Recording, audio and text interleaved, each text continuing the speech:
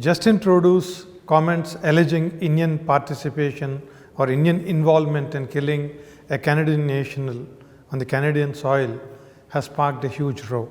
It began with Canada expelling an Indian diplomat, to which India retorted back by sending the Canadian diplomat to leave the country within 5 days. And India further went ahead. India also closed the visa centers in Canada, so stopped issuing Canadian nationals travel to India.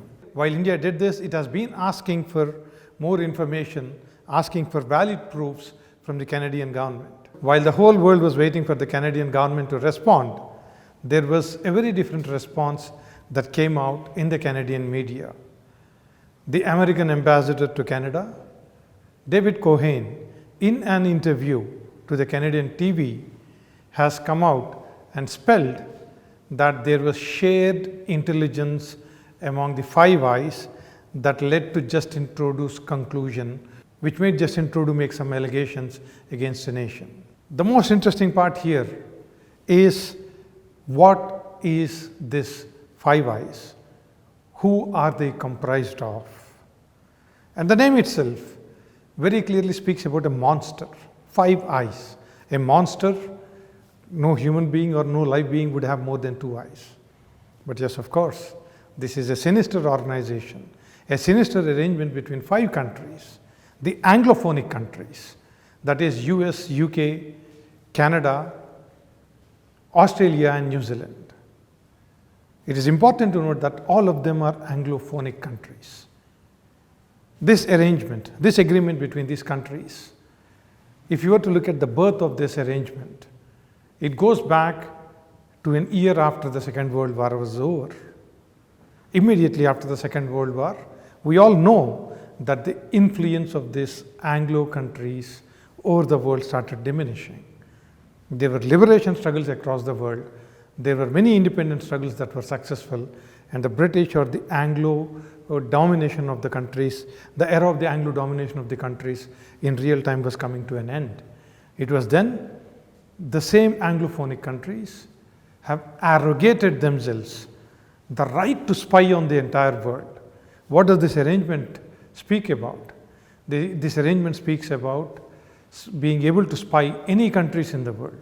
It is not just spying, one needs to be very cautious about, because there is a lot of euphoria of going to these Anglophonic countries to get educated. Just in case if you got to do a PhD or a higher education in nuclear science in these countries, you are not allowed to pursue your job in countries beyond these 5 states. This is a very typical arrangement. And if any individual wants to move out, he will have to give a declaration saying that he would not pursue those kinds of technological advancements which they have. If an individual wants to move out of that country, he would have to give a declaration that he would not pursue the same discipline when he goes back to his parent country. And hence it's more than a sinister arrangement. This entire arrangement between these Anglophonic countries called the Five Eyes, what do? Has been brought out in the open. More revelations have come out a decade back. It is not something new that some of these revelations have come out.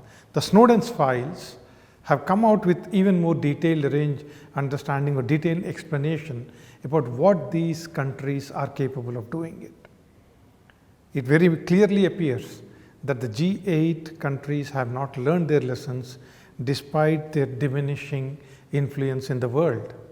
They still arrogate themselves the right to spy on the whole world. The most important thing here is, what do the Snowden Files say? The first revelations that came out was the PRISM revelations.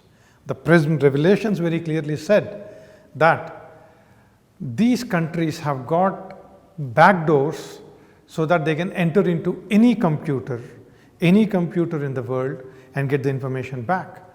The most popularly used operating system in the world has been Microsoft Windows. Most of the government offices use that, and Microsoft as a policy has been asked to have backdoors so that these Five Eyes can just get into and get the information back. This is an arrangement that is existing. Microsoft has never announced since then that it stopped allowing backdoors into this operating system. It has never come out and said. So they arrogate the right, they arrogate the right to snoop into any of those things. It would be a mistake if we consider that they were just intercepting the telecommunication phone calls with a man in the middle attack. No, it doesn't happen that way. They have got a complete control over the infrastructure. They have got a complete control over the telecom infrastructure. The routers, if you look at it, the Cisco routers, or you could say any other router that we use comes from the global north, and there are backdoors built into these routers and all the telecom infrastructure equipment, which makes them just get into it and take it back. It is not just it doesn't stop here. They have got built-in capabilities. These systems have got built-in capabilities where they are able to decrypt. They have got the technological capability to decrypt the encrypted communications also. And there is no wonder that Indian diplomats have been spied, because it has directly come from the horse's mouth. This goes beyond the Vienna Convention, where it says that the Indian diplomatic office or Indian diplomatic car also in an alien country is not governed by the rule of the law of their own country. So this is the diplomatic immunity that anyone who goes on a diplomatic mission gets once they are traveling to the other countries. Keeping them all aside, these countries arrogate themselves the right to bring down the governments in the world, break democracies, create a narrative, and attack any country in the world. Let us look at what else does the Snowden revelations speak about. The second one is the XKeyscore, which essentially says that every diplomatic office of the US and UK in the world is nothing but a surveillance center.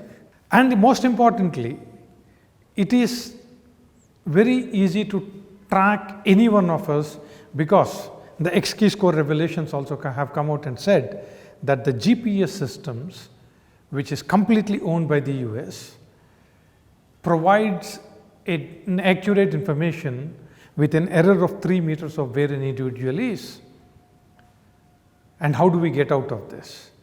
If we were to continue our sovereignty in the digital era, we need to be having our own operating systems.